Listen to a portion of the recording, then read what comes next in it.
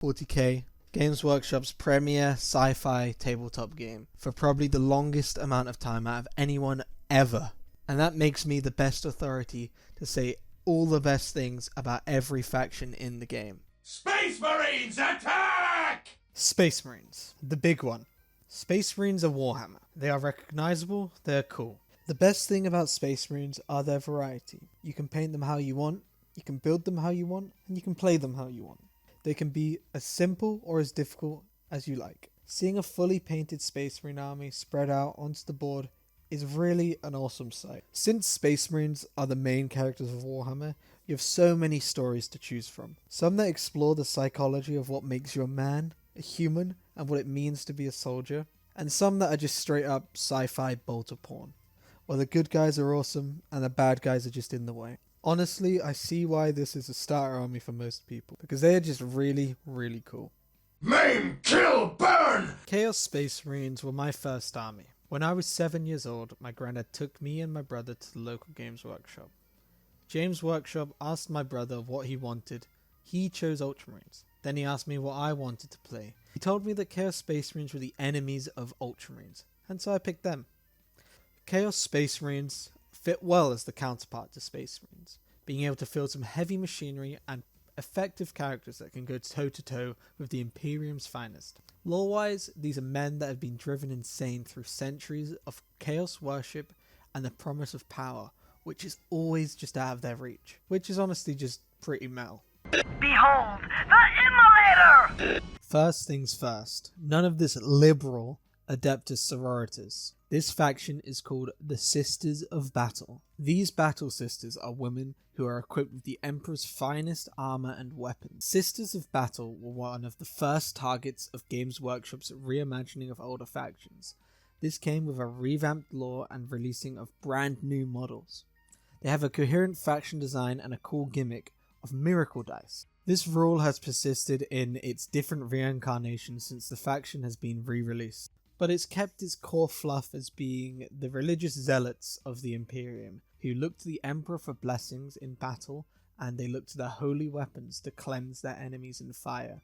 Rock and Stone! Leagues of Votan are our next faction, and these little guys are in an awkward spot. They are a relatively new, refreshed faction, but unlike the Sisters of Battle, they did really get a complete refresh that changed their core identity. They went from space hobbits to space dwarfs. They even get grudges. If you're a fan of Deep Rock Galactic, then you'll love these dudes. The best aspect about these guys, though, are their mining aesthetic. And I just love miners. Oh, hey, boss! Orcs are probably the community's favourite faction. They're fun to play with or against, and they have so much creative freedom with their models, it's always such a treat to see them across the table. They bring a sort of whimsy to 40k that I think can be lacking sometimes. Their lore of believing things to be true, and therefore they are, is goofy, but it's pretty iconic.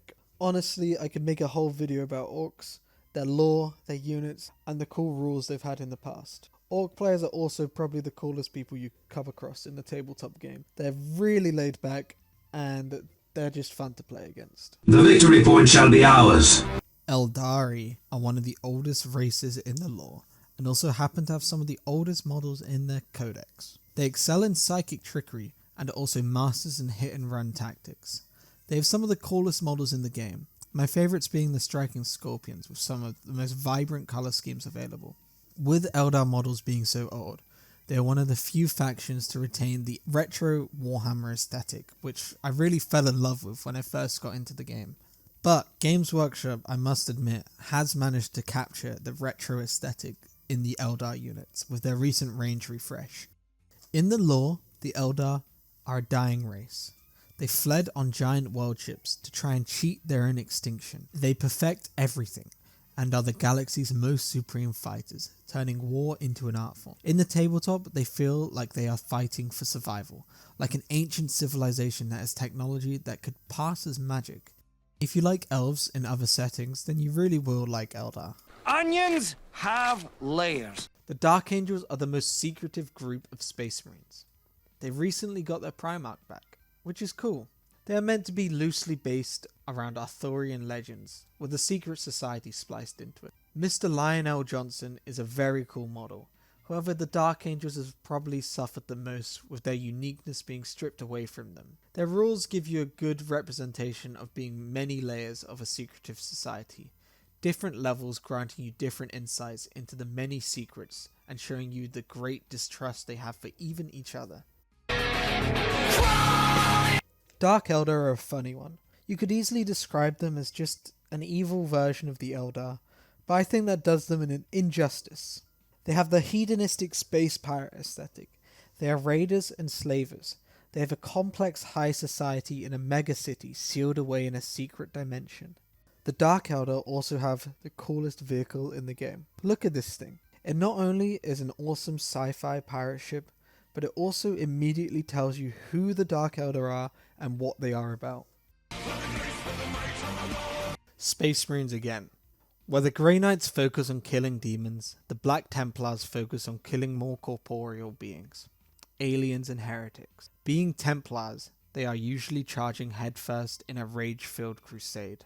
The unique models do capture their crusader aesthetic, and they have some powerful characters focused on melee too. There's not really much more you can say about these guys. They are just a Space Marine faction with some unique units.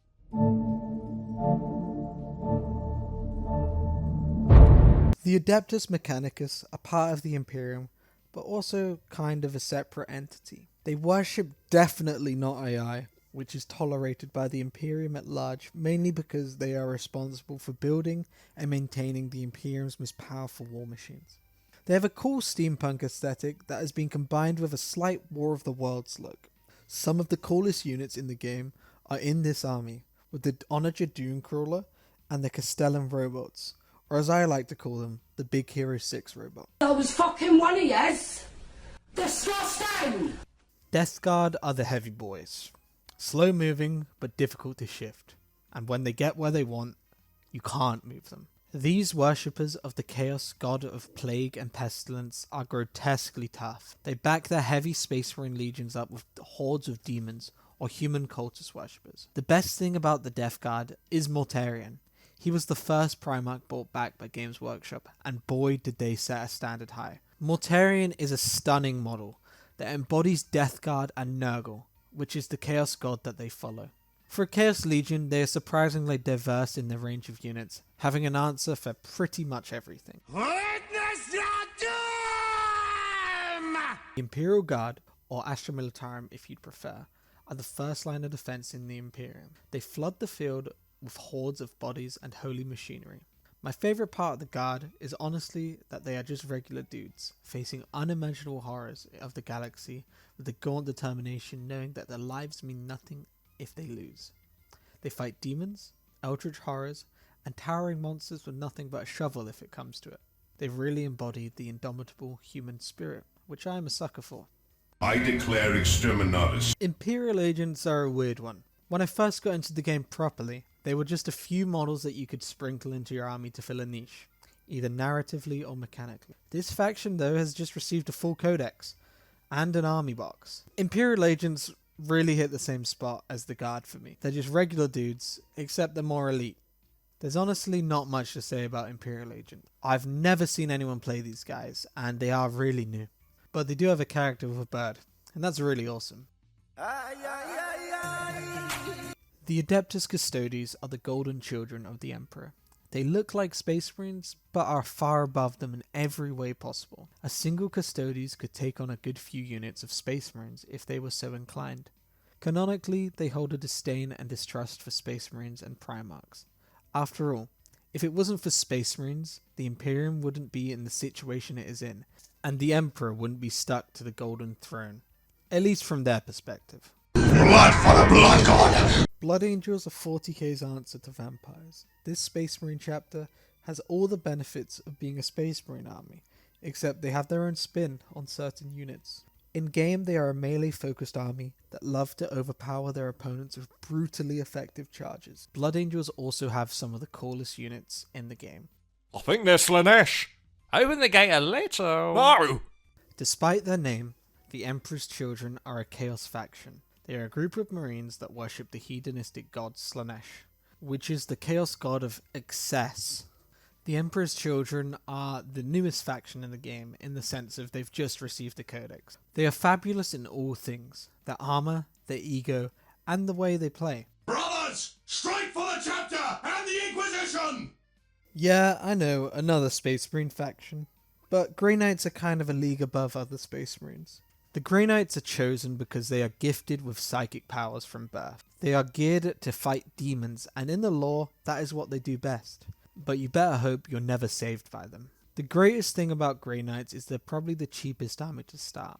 One of their faction-specific starter boxes will give you a really decent 1000 point army, and two will give you a great base for a collection. I'll be back. Necrons hit the space Egyptian aesthetic which Warhammer never knew it needed. They are legions of not quite undead, but definitely mindless thralls in the shape of skeleton. They have some really cool models. You've got the Grim Reaper, the Dragon from St. George legend, and some giant floating pyramids that have portals to hell. Your mad crusade must end, sorcerer! The Tau have a love-hate relationship with the community. Those who love them, and those who love to hate them. Tau were obviously just created to cut into the Japanese market. But because of this, they have a really cool late 90s sci-fi anime style to them. The Tau have been updated through the years to add things like crew and other aliens, but the core is still a Gundam anime. The Tau on tabletop are really contentious because some people feel that they are unfun to play, but my own bias aside, the idea of a robotically optimized, fast-moving gunline is massively appealing. Lightning ball! Lightning ball! Lightning ball! The Thousand Suns are the Chaos Space Marine Legion dedicated to Tzeentch, who is the Chaos God of Change. Mechanically though, this just makes the Thousand Suns into the Magic faction. The T-Boys field vast legions of Rubicon, which are Marines that are essentially ghosts. They are just possessed suits of armor being held together by psychic power. The best thing about the Thousand Suns are their amazing color scheme they have going on. It's striking and it's vibrant and it's instantly recognizable. And Magnus the Red. He's just such a majestic model and so beautiful.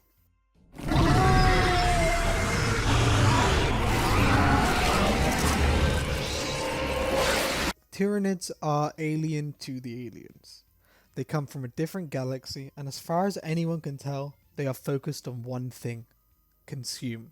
Tyranids are unique because they are a hive mind, all working together like ants for the betterment of the hive.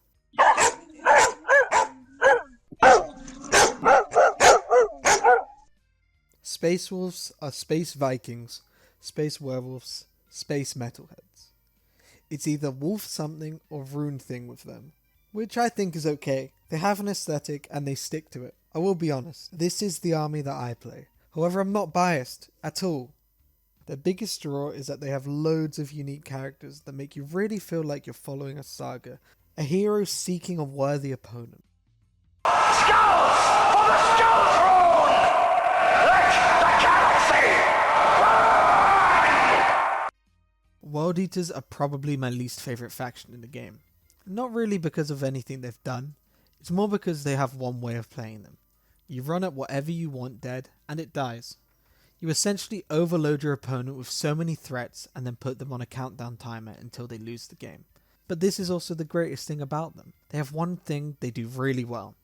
Their models really emphasize this aggression, with angry red dudes often posed in full tilt sprints. It's pretty cool. And that's it. All the best things about every faction in Warhammer 40k. And if I've missed a faction you like, it probably wasn't worth mentioning anyway. I will be going to the biggest European tournament in London later on in the year with a good friend of mine. Over the next few months, I will be journaling my journey to build, paint, and learn how to competitively play Warhammer 40,000. And I'm excited to bring you all along for this journey.